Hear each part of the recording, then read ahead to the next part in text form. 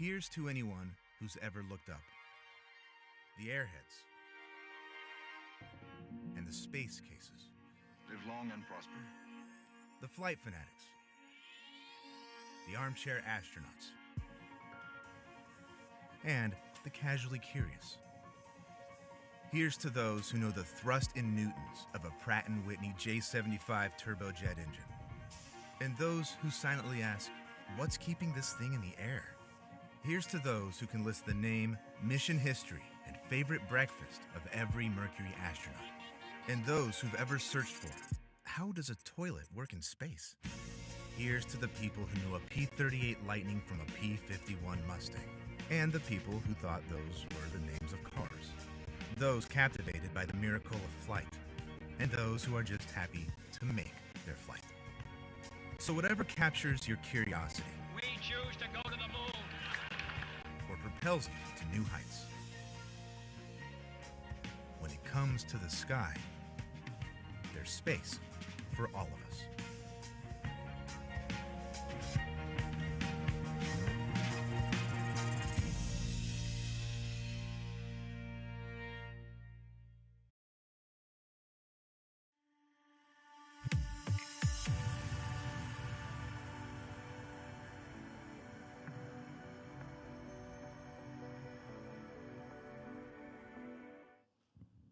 Good evening, everyone. How is everybody doing?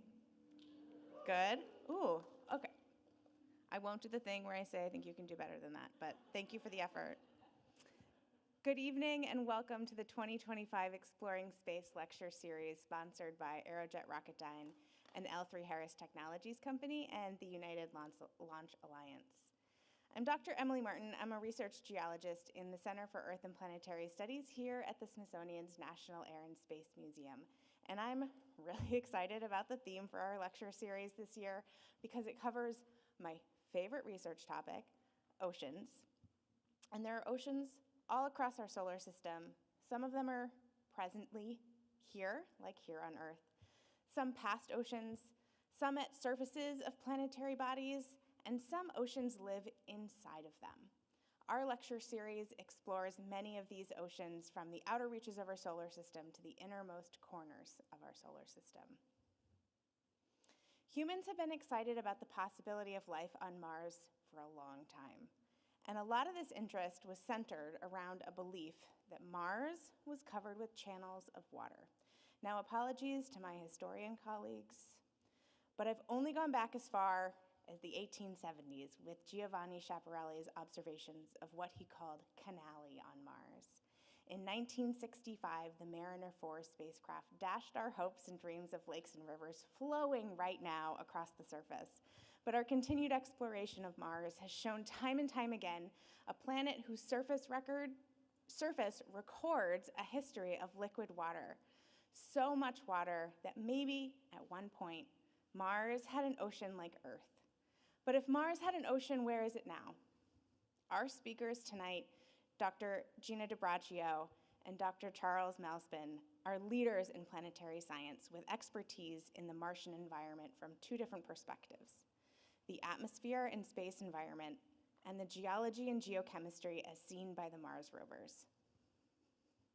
Dr. Gina DiBraccio is an expert in planetary magnetic fields and studies how these magnetic fields interact with our sun's activity like solar flares and coronal mass ejections.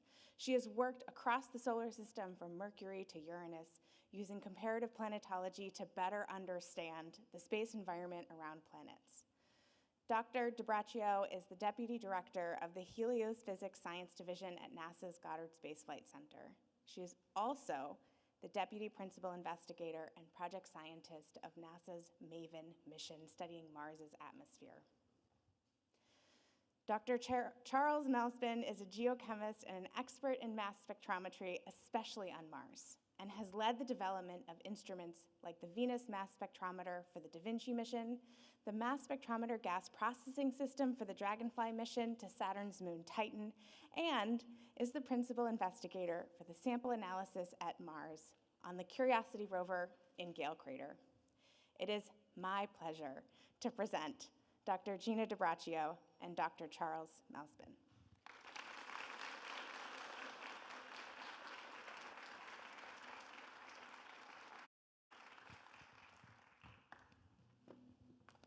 All right. Hi, everyone. It's great to see you here.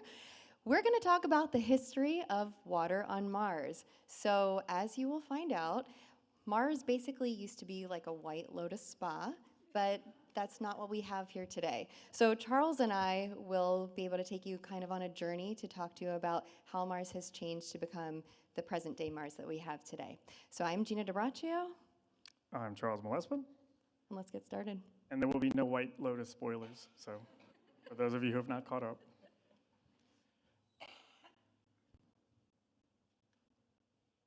Pushing, Let's get started, Charles. pushing. It's the green button, right?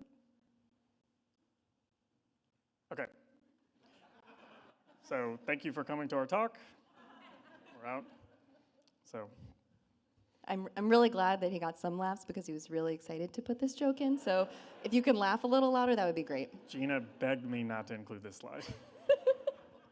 Okay, so seriously, as we look at the evolution of Mars over its 4.4 billion year history, we see that it has gone through some dramatic changes. Even though right now it's cold and dry and has a very thin atmosphere, history shows us that it was very different. In the past, Mars was actually a warm, wet planet with a very, very thick atmosphere, liquid water, oceans, rivers, and most importantly, it was probably a habitable environment, which is of great interest to us. So in this talk, Gina and I are going to kind of walk through, as we observe modern Mars, how we get evidence of previous water, where we think that water went, and what implications it has for us now and for future missions. So why does water on Mars matter at all? Why do we care? Like I said before, at some point in the past, Mars was a warm, wet planet. We had oceans all over, and it was coincidentally at the same time that Earth was warm and wet, and we all know that at that early time, 3-4 billion years ago, life started forming on Mars. So it's not that far of a stretch to say, were those conditions present on Mars? Was it habitable? Did it have the right chemistry? Did it have the right chemical food needed, the nutrients needed, all those things to kind of kickstart life? We don't expect to find any of that now. We know Mars is dry and dead right now with just kind of a desert. But if we look back, maybe we could see some tracers of those chemicals or anything else that shows us what Mars was like in the past. And that all ties into water because habitable environments as we know it need water to support that. Okay, so we have here an animation that shows what Mars potentially could look like 4 billion years ago or so, just showing some of the coverage on the planet that could have been potentially oceans. As I mentioned, Mars is dry now, so when we look at Mars, there's no flowing water, there's no rivers or anything like that. But from orbit, Mars and Earth look somewhat similar. So we have two pictures here, both showing dried up deltas. And we're going to take a quick poll here. Who in the room thinks the top picture is Earth? Raise your hand. Okay, and who in the room thinks the top picture is Mars? You've all failed your test. So this is what we're trying to say, is that it's hard to tell because they look so similar. So this is what really is interesting about looking at, even though Mars is not flowing water right now, we see signs of it all over the place. And so that's what we're going to try to do in this talk, talking both from the current data that we have and then trying to extrapolate that back out to what we've measured before. So that's how Mars and Earth look similar now. We're going to talk a little bit about the differences between the two of them. Yeah, so we're going to start with the current day atmospheric composition. So this just kind of gives you a sense of the major constituents in the atmospheres of Mars and Earth. So Mars is mostly carbon dioxide. That's what you can see from here. And there's a bunch of other, smaller constituents and volatiles that make it up as well. But Earth is mostly nitrogen, but there's a significant portion of oxygen too. However, what you can't tell from just looking at this is that the atmospheric pressure on Mars, if you're standing on the surface of Mars, the pressure that you would feel compared to here on Earth is less than 1%.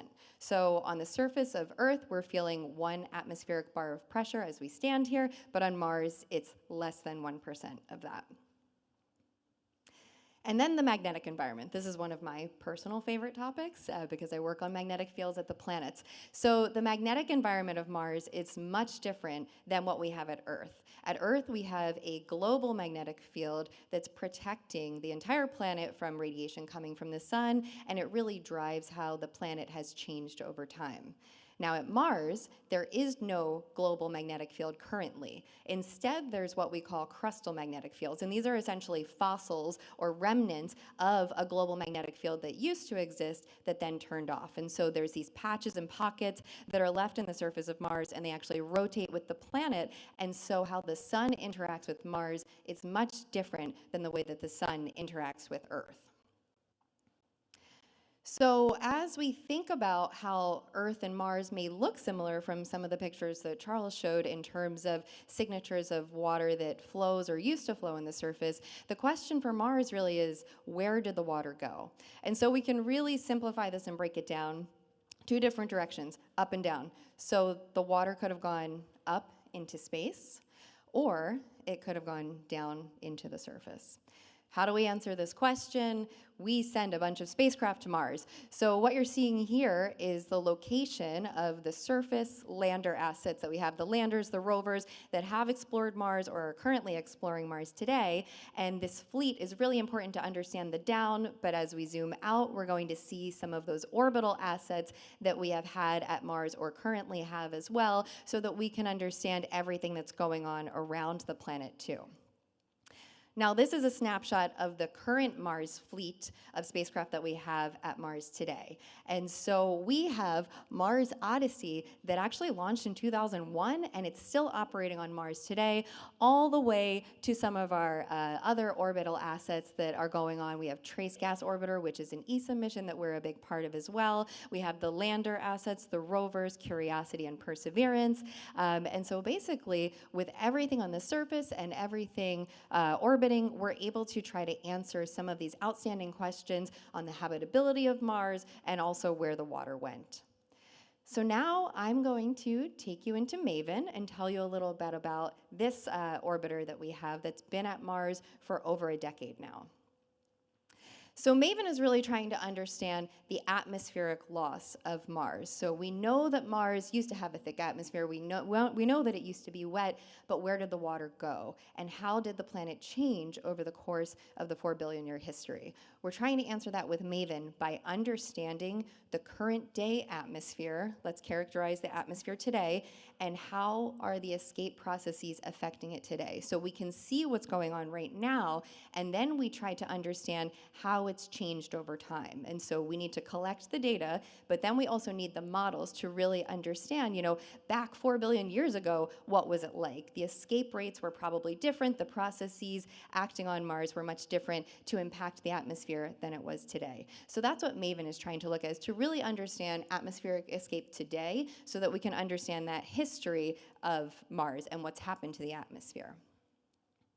So MAVEN launched in November of 2013, and it set off on its journey to Mars, and it arrived and went into orbit about Mars in September of 2014. So once we went into orbit about Mars, we kind of went through this capture orbit that you see there. It was a long elliptical orbit, and then finally we got into our science mode. And the science orbit is really important and was carefully selected because it allows us to really achieve that science that we're after. So you can kind of see what's going on here in terms of the orbit. We're swooping down really close to the planet, our periapsis, which is 150 kilometers altitude above the surface of Mars. And then we go all the way out to the apoapsis, which is about 6,000 kilometers. And it was selected this way so that we can observe what the sun is doing, the inputs coming from the sun to Mars, but then we want to swoop down into the atmosphere and measure how it responds as well. And so I should also let you know, this orbit constantly precesses around the planet. That means it's moving so that we can actually map it at different longitudes and latitudes to kind of get this whole understanding around Mars globally. So here's a look at the instruments, the payload that we have on the MAVEN spacecraft. And these are really measuring the charged particles, the ions, the electrons, but also neutral particles as well. And then we're measuring magnetic fields and inputs from the sun, like the extreme ultraviolet radiation that's coming towards the sun. So in the bottom center here, that's the magnetometer. I'm a part of the magnetometer team on MAVEN, sent to Mars to measure the magnetic fields that I love so much. And then over here on your right side in the middle, NGIMS, that's the mass spectrometer. That was also built at NASA Goddard Space Flight Center. So both the magnetometer and the mass spectrometer are from NASA Goddard. You'll be hearing a little bit more about Goddard mass spectrometers when Charles talks about the instrument that he leads on the Curiosity rover as well. But this full suite of instruments really helps us to get the inputs and the measurements that we need to understand how much energy the sun is inputting into the Martian system and then how the system is responding to it. So this picture here kind of emphasizes that holistic view from the MAVEN perspective of what it is we're trying to do. We're trying to map the solar inputs from the sun, the energy, the radiation that's coming from the sun streaming towards Mars, and then we want to understand how the atmosphere is responding. We want to identify the reservoirs of the atmosphere that are able to escape to space. So how can that water, how can that hydrogen get lifted up and escape to space, and what are those escape processes that are actually really taking place today? So these are the escape processes that are taking place today. They are really, really complex, and this is not for you to understand every detail, but this is just to show you that it's complicated, and we're not going to go into every single one of these processes because it would take much longer than the time that we have here. But what this is really trying to show you is that we have to consider neutrals, we have to consider ions, we have to consider things that are happening below on the surface of Mars, lifting up into the atmosphere, but also what's coming down from the sun. And there's a lot of different things to kind of come together for this big picture. And MAVEN, as I said, has been operating for 10 years, and we've answered a lot of these questions, but there's still many open-ended things to do because it's so complex. So that's kind of the quick overview of MAVEN and what we're trying to get at. And we're going to hand it back over to Charles just to talk about from the surface perspective. All right. So I'll be talking about Curiosity, which is one of the main flagship rovers we have on the surface. You see a beautiful selfie here of Curiosity. So we launched in November of 2011 and landed in August of 2012. If you remember from Gina's chart earlier, some of the goals for each one of these missions were divided up. Originally, the first few rovers were search for water, and now Curiosity's main goal was to assess the habitability of a certain location on Mars. So as I touched on before, habitability is, okay, can we find water in the area? Do we find the nutrients and the chemicals needed to be the catalyst going? But we're not really a life detection mission. We're just mainly a geochemistry suite looking and assessing the habitability of a previously dried up lake. So here's previous generation rovers compared to the size of Curiosity. I always want to try to put this slide up because people don't really underestimate the size of this. It's like the size of a Mini Cooper. And what was really groundbreaking with this size of rover is that it allowed us to put much more complicated instrumentation into the rover. And that allows us to do far more advanced science than we could with the previous generation rovers. So if you see Sojourner, it's just a little go-kart going around, and the capabilities that it had were very, very limited. The two Spirit and Opportunity rovers took that up a notch, but they were still very limited in the sense that they didn't have any analytical chemistry suites inside. So that's really where the step up in science output and also complexity happened with Curiosity. So landing a rover that size is not easy. Many of you probably remember the 7 minutes of terror that happened in August of 2012. We had this crazy sky crane idea up in the upper left where this jetpack hovers over the surface and then drops down the rover on some cables, cuts the cables, and then flies away. All of this is happening autonomously on Mars while we're just sitting at our console waiting for the data to come back, not knowing what step is working and which one isn't. But everything worked. We had touchdown confirmed, and then the quote of time to see where our Curiosity goes. This was the first picture we got down, and it was such a relief to get it down. So in August of 2012, a large portion of the team moved out to LA, and we lived on what's called Mars time. So the day on Mars is about 40 minutes longer than the day on Earth, which is a little bit annoying. So the rover wakes up and does its job at 10 a.m. local Mars time every day. So if my shift starts at 10 a.m. Earth time on 10 a.m. Mars time today, tomorrow my shift starts at 10:40 a.m., and then the next day it's 11:20 a.m., and then so on. So it's like coming into work losing a time zone every day.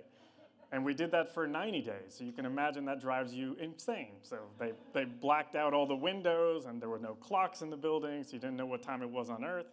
So we all got these commemorative sticker button kind of things to say that we survived it. But it was quite the experience. We got smarter now, so we can command the rover to do multiple sols. A day on Mars is called a sol. So we do multiple sols in a row so that we can all live normal lives and not have to work when the rover is working.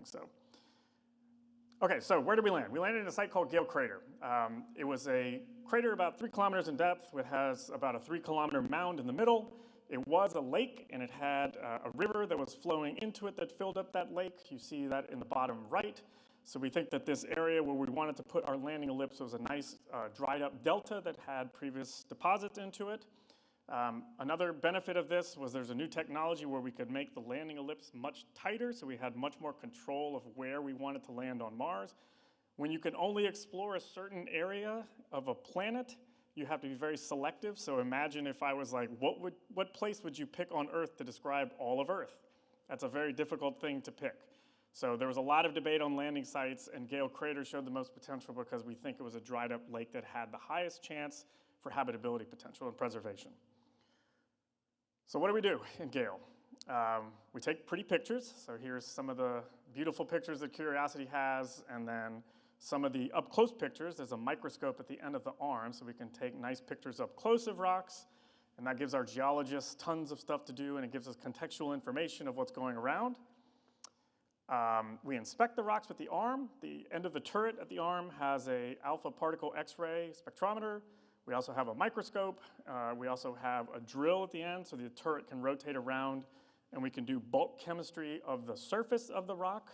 So most of Mars is covered in a dirt, so once you brush that dirt off, you can take a sample of the rock and just measure what the bulk chemistry is. We measure the weather. So the weather on Mars, during the day, it's a nice balmy 40 degrees Fahrenheit, but at night it's minus 140 degrees Fahrenheit. So it gets very cold very fast because of the thin atmosphere. And we measure the seasonal variations. Mars has seasons. The polar caps are made out of carbon dioxide. During the summer, they melt, and then that all comes down to the equator. In the winter, that freezes back out, so the pressure goes up and down, and we measure the seasons with the sensors on the rover. And then this was really a breakthrough capability that Curiosity was the first to do, was drilling on Mars. Previous generation rovers had only been able to scoop and scratch the surface. So we had no idea what Mars looks like underneath the surface. Everybody assumed that it's just the red planet, but here you see beautiful different shades of gray at every drill location that we went to, which was a complete surprise to us. We did not expect this at all. So seeing these gray colors, and they're all kind of depending on what the mineralogy is on the inside. It's not like you could see one and just immediately determine what it was, but they all kind of had their own characteristics, and depending on what was below the surface would drive what the colors were. But this was a really fun surprise that we had that we didn't expect. And then finally, selfies. The rover takes a lot of selfies, not for vanity purposes, but they provide a lot of context when we do a drilling campaign about what the geologic area around us is. So that allows us to say, okay, if you look at the selfie picture here, you can see some scoops right in front of the rover. So that tells you, okay, we scooped here, this is what the area around us looks like. Plus, they're just fun to look at. I mean, these are great pictures. So now you have an overview of what the two missions really do, but now let's dig a little bit into the science and get into the results of this. So we'll go back to the surface, or sorry, to space with Gina. I can't help but say, though, all of those samples didn't look gray to me. Some of those looked red, too. Are they all considered gray? No. Okay. Thank you for that correction. All right, so with the up and the down where the water went, we're going to talk about MAVEN and the observations that we've been taking. But I also, as the Deputy Director of Heliophysics at Goddard, I can't skip over the sun because that plays a major role in what we're learning at Mars. So understanding the sun and the solar storms and the radiation that are getting directed towards Mars plays a big role in what we do. But the sun wasn't always the same sun that it is today. So of course we need to understand not only the role that solar storms play on Mars today, but also what an ancient sun looked like. Was it more active? If it was, how much of an effect would that have on Mars losing its atmosphere?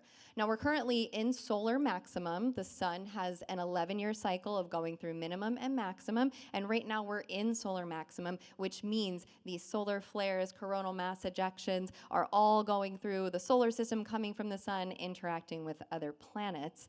And one way that we can actually observe that directly, this impact of solar energy and solar inputs at Mars, is by viewing the aurora. So MAVEN has observed 3 different types of aurora at Mars that you can see here: discrete, diffuse, proton aurora. And the way that the aurora are generated is by energetic particles from the sun being deposited into the atmosphere of Mars and transferring their energy to those atmospheric particles.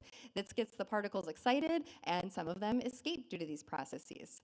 You're familiar with the aurora here on Earth, the northern lights, so it's basically the same thing. And if you're an astronaut on the surface of Mars, with some of the oxygen being excited, you could see visible aurora as well.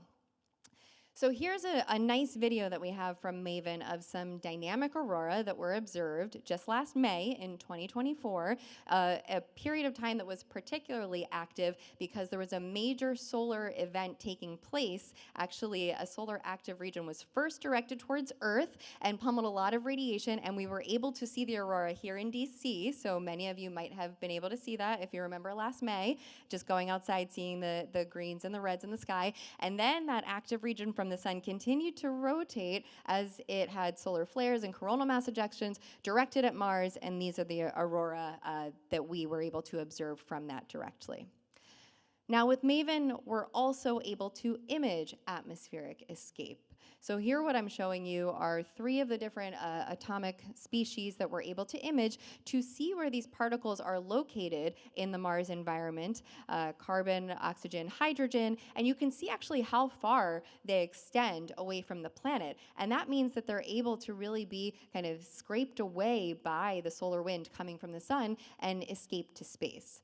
Now, hydrogen, of course, being connected to water is really important, and some of the exciting results that we found from MAVEN is that most of the hydrogen loss occurs when Mars is the closest to the sun in the Mars year. The interesting thing about when Mars is closest to the sun is that it's also dust season on Mars. So Mars has dust seasons where there's more dust activity. That happens when Mars is closest to the sun. The dust in the atmosphere actually lifts the water higher to higher altitudes in the atmosphere and allows that to interact with the solar radiation even more. So the escape rates of hydrogen increases by almost a factor of 10 at this point in the Mars year. Another thing that we can do with MAVEN, as I talked about how special our orbit is, we essentially envelope the entire planet after enough period of time. So we can, in our calculations, calculate just how much of the particles from the atmosphere are going up. So what our scientists did was create this sphere around Mars, collected our data, and measured everything that was going out to calculate how much of the atmosphere is escaping. So when we consider this, the current estimates right now are about 1,000 grams per second, and that might not mean much to you, but after some calculations, we can translate that to about 2.2 pounds per second, or something even easier is a pineapple. So you can think about Mars losing a pineapple of atmosphere every second, basically. That's the easiest way to think about it, Mars losing pineapples. So what we have here in this video, this is one of our favorites for MAVEN, is just really demonstrating the overall interaction. Here you have the particles of the solar wind, the charged particles of the sun that flow through the solar system and interact with all of the planets and planetary bodies. Then you have these rainbow particles that are coming away. Those are the atmospheric particles that are escaping because of these different escape processes that are happening. So you have this stream of particles coming up. That's called the plume, the ion plume. plume, or the Mars Mohawk is also what we call it. That's one main area of escape. And then behind the planet that we call the tail of Mars is another main area of escape. So we simulate this with all of our models, and then we compare it with our MAVEN observations. And you can see they match up pretty well. What we're observing matches with the models. And this is important not for only understanding atmospheric escape today, but so we can extrapolate back in time and really try to understand how much of the atmosphere has been lost over time. And so the models and the data together form this really nice picture to solidify our understanding of what's going on Mars today, but over the course of the evolution of the planet. And so with MAVEN, what we have found is that a majority of the atmosphere has been lost to space over time. And this is really important because, as we said, Mars used to have a thick atmosphere and it became thinner over time. That means that the planet became colder, and that meant that also Mars was not able to have that stable liquid water on the surface. One other point in terms of the sun and the drivers here, we're finding that when solar storms take place, the amount of atmosphere that's being stripped away can actually increase by a factor of 10 or even 100. So what's happening on the sun really does have a huge impact on Mars. And so that's some of the major findings that we've had with MAVEN. But now we're going to turn it back over and go to the down arrow of this question. All right. So Gina described how we lose atmosphere and water up to space, but that's not the whole story. Some of it gets absorbed into the surface, so we're going to take a look at that with some results from Curiosity. I just had to throw this selfie up there. It's amazing to look at, but Mount Mercou is the little cliff in the background, but it just shows you how gorgeous things are on the surface compared to in space. I had pictures.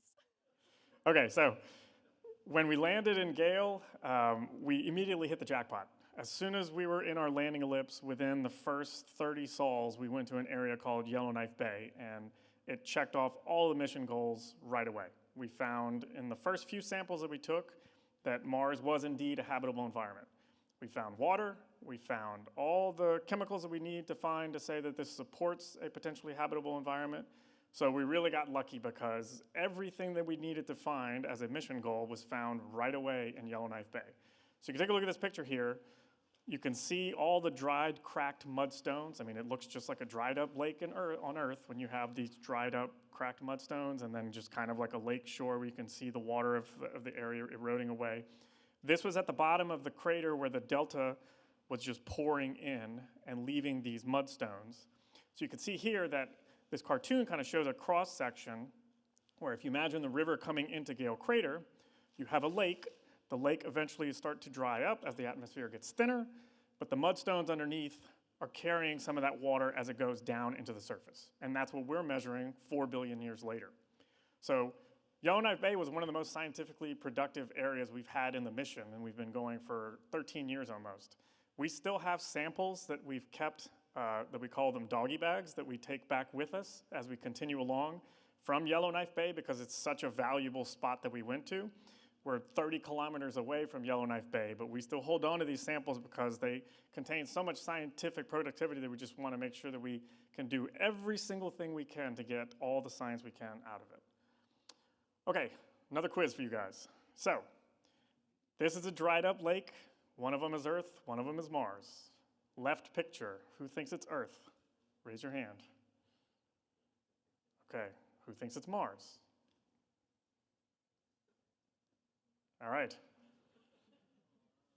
So the great thing about this picture is it makes it easy to understand what we're seeing. So these rounded pebbles are the formation when you have liquid water flowing. Rivers flowing, they make these pebbles rounded. We see this on Mars, we see it on Earth. This is a nice link between the two. And as soon as we were taking pictures from this, our geologists and our geochemists were like, that is an extremely interesting area, let's go over there and let's take a look. So you can see very clearly without having any kind of technical knowledge that this looks very similar, which is another further piece of proof that we had that there were flowing rivers on Mars at one point. Okay, so that's interesting on the surface, but let's do what Curiosity is capable of. Let's drill. So you can see drilling here, the holes are like the size of a dime. They're very small, and it only goes 5 centimeters into the surface. So it takes a sample and it drops it into one of the 2 analytical chemistry instruments that are inside of the rover. We only drop about 150 milligrams, so it's like a little baby aspirin-sized sample. But from that, we get an enormous amount of information. So you put the sample in to our instrument, you heat that sample up, and then you start breaking it down. And these molecules get analyzed by a couple of different instruments that are inside, but really what we're looking at is the bulk composition and the geochemical composition of everything below the surface. So there's only so much you can do by scratching the surface. It's not really until you drill into it and take a sample of the rock that you get a full understanding of it. So in order to do that, we use an instrument called SAM. Everything has to have a cute acronym for NASA. So the Sample Analysis at Mars Investigation Suite. So in the upper right, you see one of the end products here. So this is a plot showing the release of certain chemicals as they get heated up. So the bottom axis is temperature, the y-axis is intensity, and then each color is just a different chemical. So blue is water, we have carbon dioxide, we have SO2, so you just see those on. So to get there, we use this instrument. This is the most complicated instrument NASA has ever built or sent to another planet. It's taking an entire lab and squishing it down to the size of a microwave box. And then it also has to work autonomously on another planet. So this instrument was built at Goddard. The way that it works is we take a drill hole. So this is one of our gray samples called Mojave. We take a portion of that, so it's just 150 milligrams, and it gets put into one of our little cups. We have 74 cups on SAM, so we can just drop samples into them. That cup gets put into an oven that we have on board, and it heats up the sample to about 900 degrees Celsius. As you're heating it up, everything in the sample starts breaking down, depending on the mineral. So some minerals will break down at 200 degrees, some will break down at 4, 5, et cetera, et cetera. As they start breaking down, they start releasing gases. So we have an instrument on board that's called a mass spectrometer. It's essentially just a fancy word for a nose. So you send that gas to the mass spectrometer, and that separates things out and tells you the chemicals that you're measuring as you're heating up your sample. And then we get that plot in the upper right. So it's kind of a circle here. So we just heat up the sample, send it into your nose, and then the nose tells you what you're smelling. And based off of that, that's how we can determine the bulk composition of what's in that rock. Okay, so what's in this dirt and rock from Mars? Water. Water everywhere. So we found, on average, it's about 32 liters of water per cubic meter of soil, okay? The problem is that if you remember from my previous plot, that water peak has a big hump at the very high temperatures, so it's hard to release it. You can't just take that rock and grind it up and expect to get water to fall out. You have to heat it up, and then it gets into a vapor, and it's not a very efficient way to collect it, but it's all trapped in there. So what else did we find? We found a mineral called siderite. So this has been in the press recently from a big discovery we just made about carbonates. So siderite is a mineral that is formed in the presence of carbon dioxide and liquid water.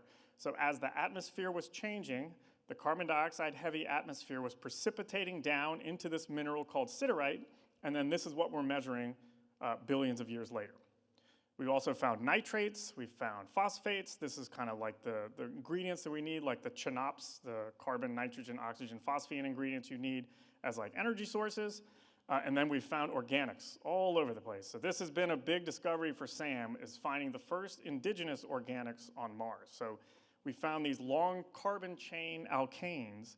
So this is not finding like dinosaur bones or DNA or anything like that, but these are the precursor molecules that you need to get to the more complicated things that you would make with life. So there are abiotic ways to make these, but you also have to have these as the building blocks before you can get to cellular life and things like that. So that was a really exciting discovery for us and has been one of the main things that we've been looking for across Gale Crater. Okay, so another thing that SAM can do is we can measure the atmosphere. So to help complement measurements that Gina's MAVEN mission is doing, we can ingest some of the atmosphere from the surface and make comparisons of how the composition is on the surface to what Gina's measuring 200 kilometers above the surface. And what we found is that if you take a ratio of 2 isotopes of the noble gas argon and compare that to what those ratios look like for the Sun and Jupiter, that gives you a history of the evolution of how much atmosphere has been lost on Mars. So we found anywhere between 85 to 95% of the atmosphere has been lost. which matches what Gina and her team have been finding as well. So it's nice to have corroborating stories from the surface and also from orbit that are both telling us the same story. Another thing that we found is that if you look at the ratio between a heavy water and a light water, which is a deuterium-carrying water versus just regular H2O, that can tell you a little bit about the history of the water in that sample as well. So the atmosphere at one point was very thick, it was very warm. That was imprinted in the soil and in the samples at that time. When the atmosphere started drying up, if you measure the atmosphere 3 billion years later and compare that to the sample that you're drilling from, that tells you the two endpoints saying, okay, my old sample has got a D to H ratio here. That means that it was very wet. My atmosphere has a D to H ratio here. That means it's very dry. And then from that, you can extrapolate out that we had tens of meters of water before on Mars 3 billion years ago. And then one more pretty picture. So now you've heard a little bit about where the water goes from both space and from the surface. So we're going to tie this up and look at future application. Yep. All right, so that's the story from going up and down. But kind of why do we care, right? Other than the amazing discoveries and understanding what has happened to Mars and how that might apply to Earth in the future, there's also the future of human exploration and robotic exploration. So for what Charles was talking about in terms of water being deposited into the surface, that's in situ resource utilization for the future. When the astronauts go there, we know that there's water there that they can use for different things that might be really convenient for them.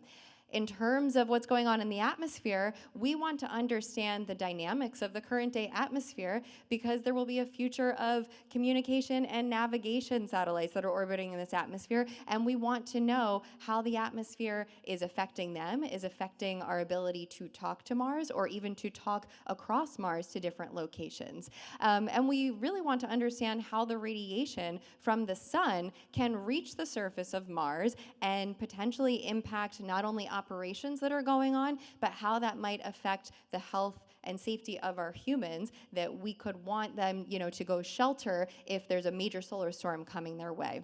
And so all of this work is really trying to help not only in terms of scientific discovery, but the application and utilization for future human and robotic exploration.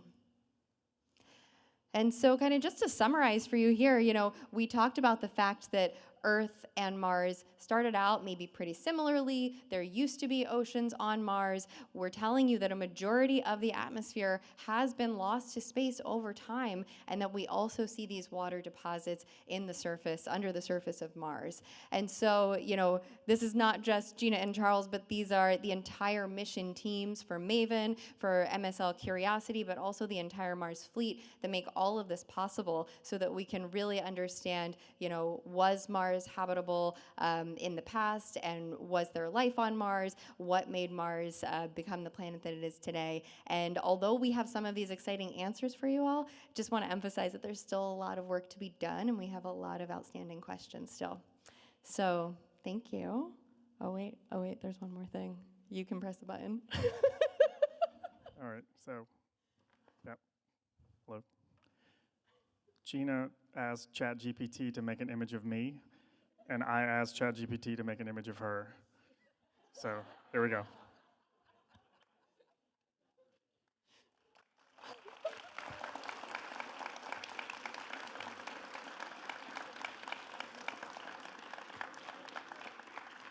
Thank you so much for that. This was really awesome.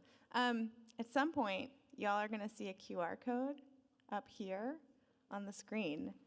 And I want you all to use that QR code to ask us questions, because we have time for questions, and this is my favorite part.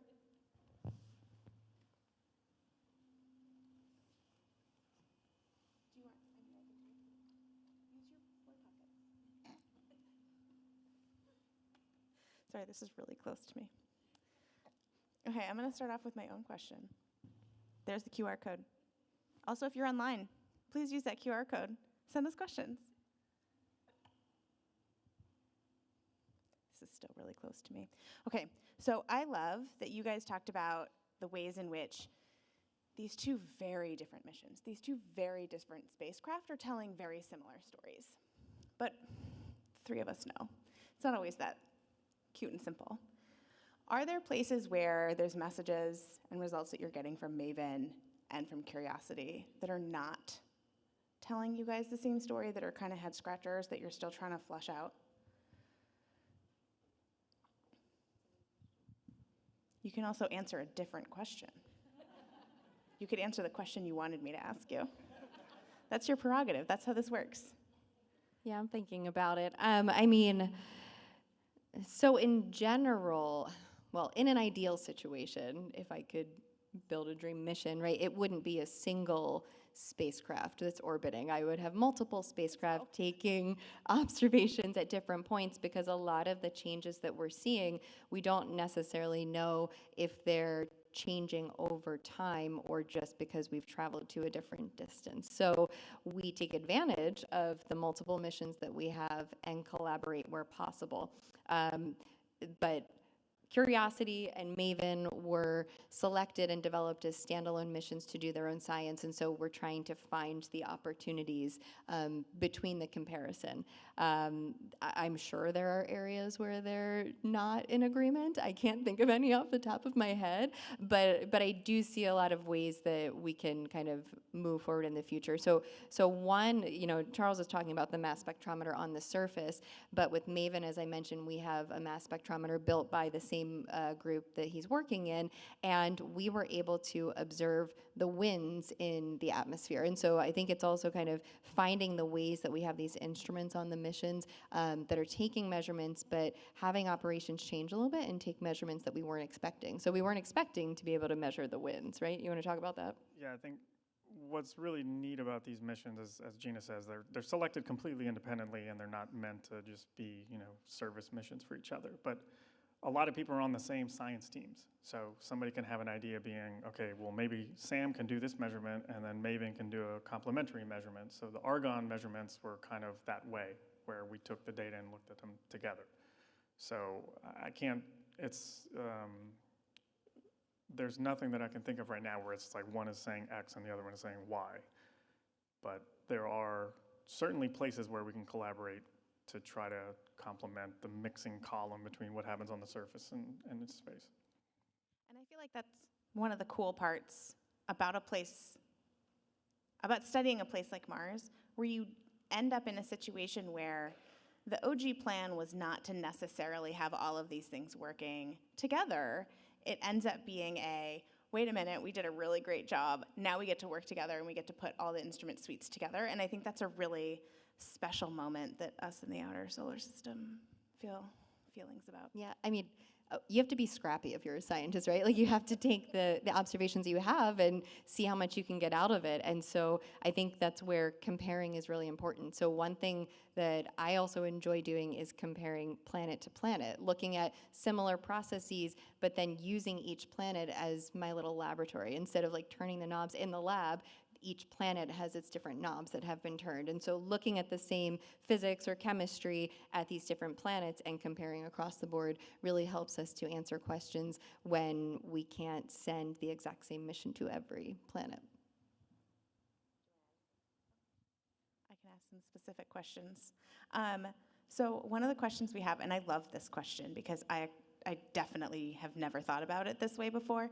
How is Sam heating these samples to such high temperatures? That's a lot of degrees. It is. So you can imagine that when you build anything that's going to another planet, it has to be very low mass, very low power, because you don't have a lot of resources there. So Sam was an engineering marvel of how we got everything to work. The oven itself is a super custom oven that is made out of a ceramic with a platinum wire that's wound through it. And it takes about 30 watts to heat it up to 900 C. So you can compare that to a light bulb, it's about a third of a 100-watt light bulb. But everything that we do has to be extremely custom and extremely power efficient, because you can't just run everything at once. Even though Curiosity is nuclear powered, we have that luxury. The batteries, SAM is very, very resource intensive. So we usually run at night when the rover is asleep because we're so resource intensive, and then the rover has to take a nap the rest of the day so that it can recharge its batteries. We're going through this right now with Dragonfly. One of my colleagues is in the crowd right now, and she's the lead for the oven for Dragonfly. We're going for the same thing, except we'll be on Titan, and we have to do similar things where we have to optimize heating up an oven to an extremely high temperature with very limited power. So hats off to the engineers. They're way smarter than me. It's crazy how they can do that stuff. So.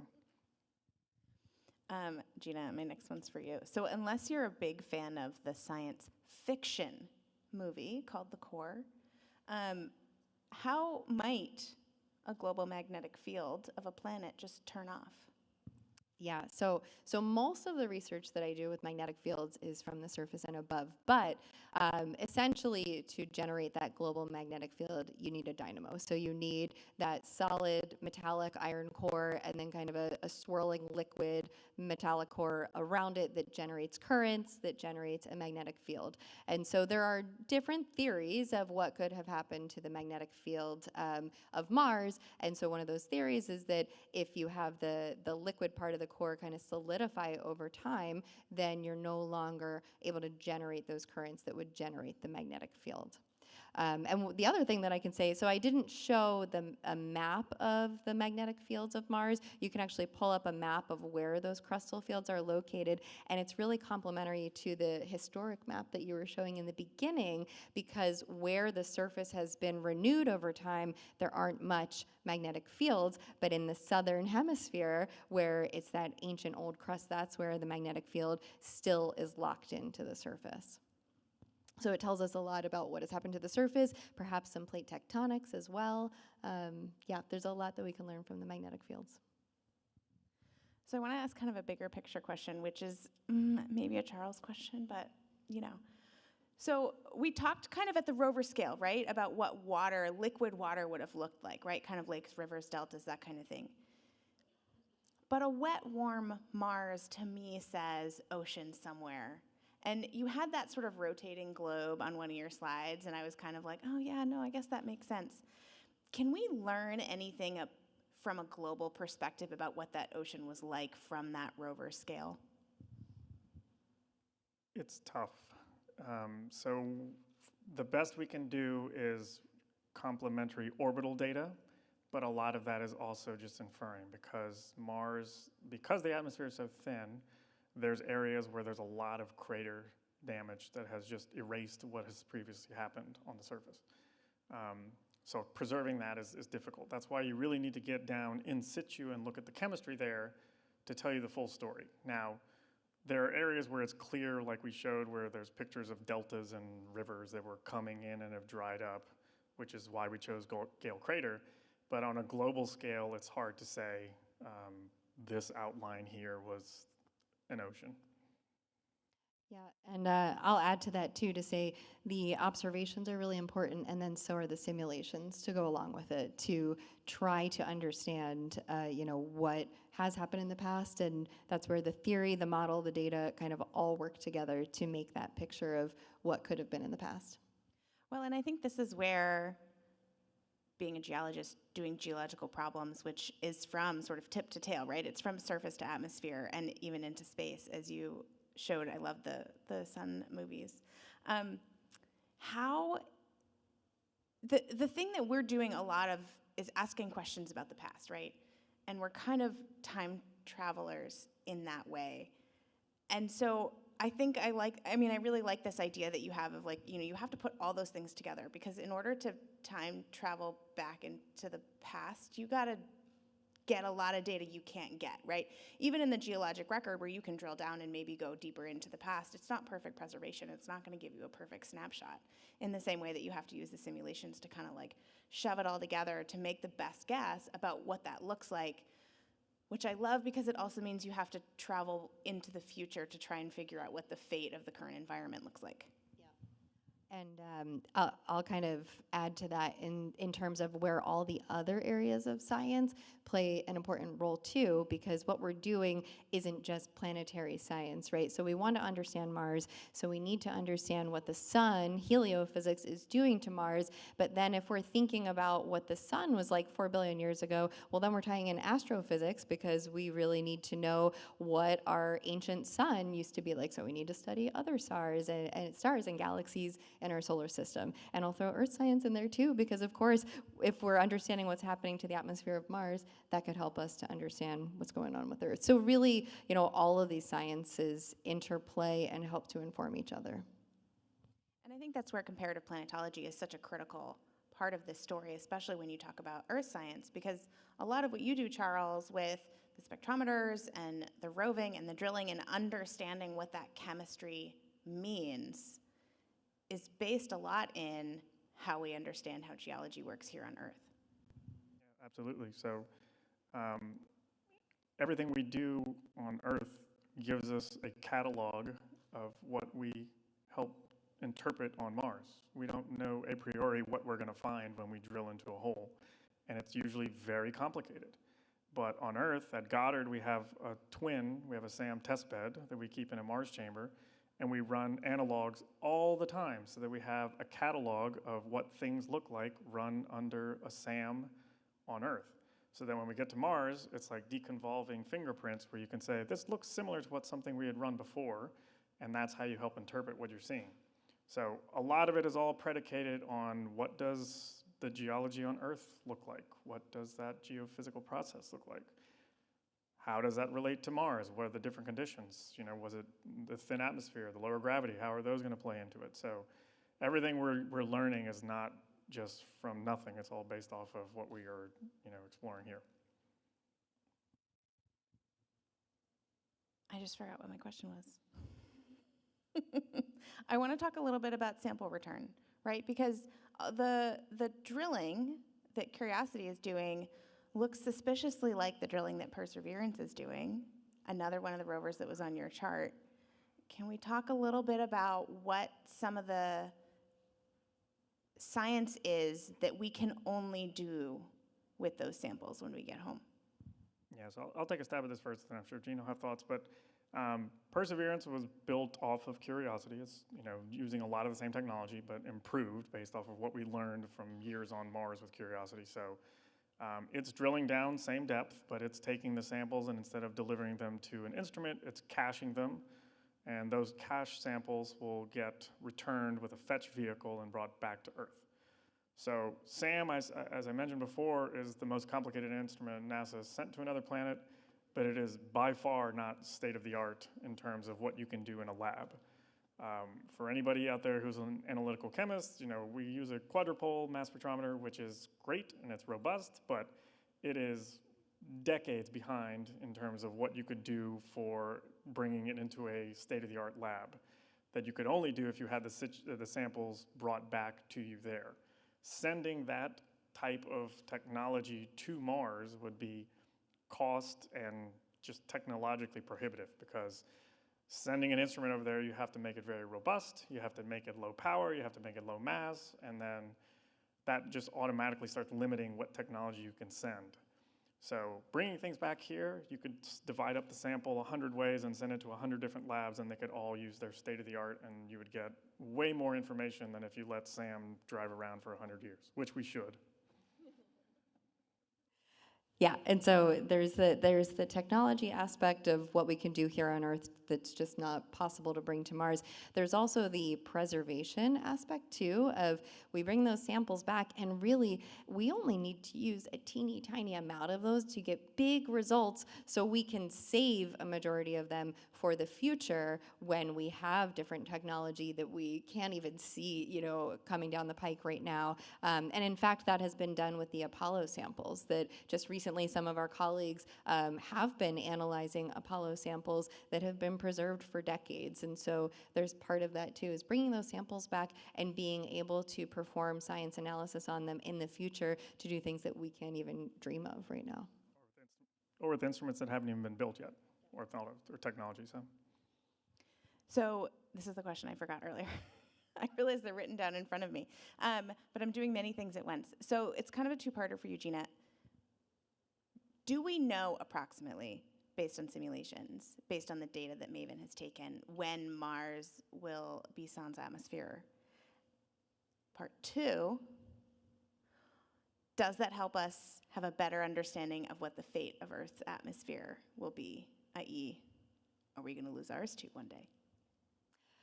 Part one, gosh, I don't have a quick answer for that. We could probably run that calculation, but of course, as I said, it's complicated, right, with all the escape processes. But there's also a cycle going on that Charles had mentioned that kind of replenishes the atmosphere too. So even though it's losing a pineapple a second, there is, we need to do the equivalent calculation of how much is being replenished a second too. Is it like multiple pineapples or not?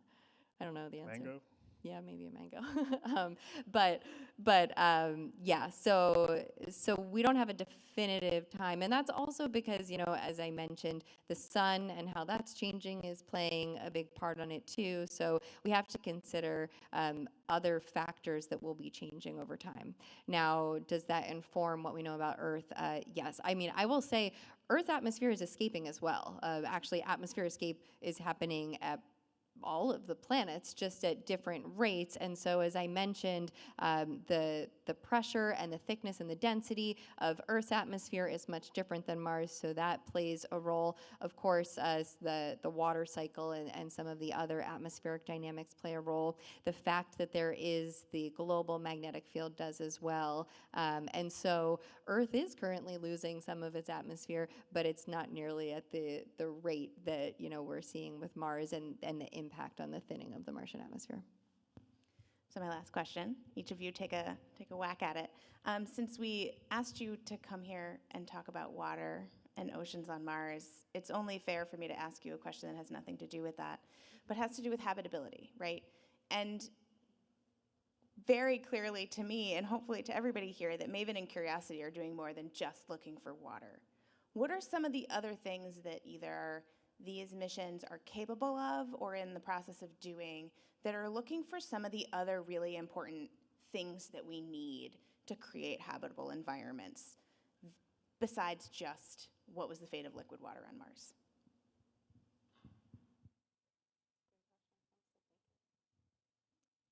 All right, I guess I'm going first.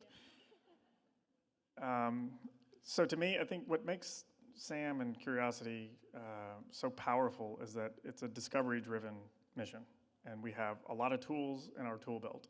So like I mentioned, while habitability was one of the prime goals, we figured that out pretty quickly, and that let us come up with new experiments, come up with new ideas on things to test. So one of the things we've done is we've done the first geochronology measurement on another planet where we would age date the rock and then also look at the exposure age of how long it's been sitting there getting irradiated. So that's huge for the organic preservation story. So if you want to look for bigger organic molecules, you can't look right on the surface because on Mars, the radiation flux is so high, it will just break them apart over millions of years. So the next generation rover, which we have a mass spectrometer on, is going to be for ExoMars, which is a European rover. They're drilling 2 meters into the surface. So they're going to be well below the radiation table to hopefully get those really intact, preserved, large chain organic molecules. So to me, that's really what the exciting next step is for life detection. If you want to go to a Europa or to an Enceladus, you need to think like that because you have to go below. Radiation is going to be a big problem anywhere you go. Preservation is going to be a big problem anywhere you go. And these are all things that we're helping refine, not necessarily being the ones to discover life somewhere, but we're helping refine future missions and contributing to that.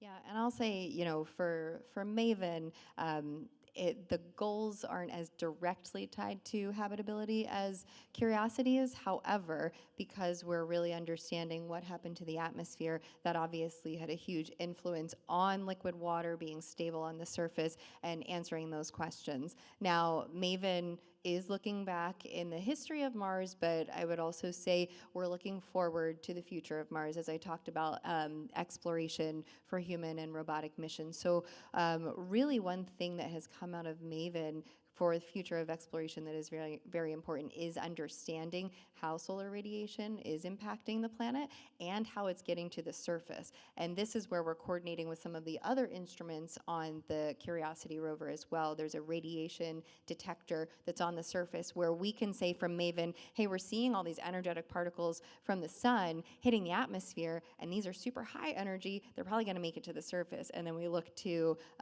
Curiosity, the RAD instrument, and as a matter of fact, here's the radiation on the surface. So I think in that term of understanding how the radiation from the sun impacts the atmosphere, but then gets to the surface and could have other impacts at the surface, maybe in the past, but also in the future, is an important lesson from MAVEN. Thanks for answering my questions about not water. And thank you, Gina and Charles, for this amazing talk on water on Mars. And I want to thank, again, our sponsors, Aerojet Rocketdyne and the United Launch Alliance, for supporting this Exploring Space lecture series. We can't do it without you, so thank you so much for that. For those of you who are here in the audience today, I want to remind you that we have sidewalk stargazing tonight, which is happening at Delta Solar. That's the really cool sculpture that's on the other side of this wall, but don't hulk yourself through that wall. I need you to go back out where you came in and walk around to go visit the Delta Solar and do some stargazing, which is amazing. Please go do it. And thank you to everyone who is joining us tonight. We hope to see you at our next Exploring Space lecture on May 28th, which will explore the question, did Venus ever have oceans, right? There's a theme. We love a theme. So thank you so much. Good night. Be safe.